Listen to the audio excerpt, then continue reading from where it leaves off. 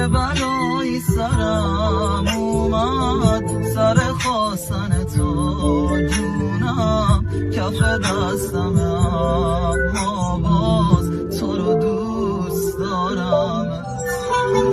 رفیقام بهم خندیدن وقتی غربتمو دیدن، به فراموشی تاریخ تو رو میسپارم.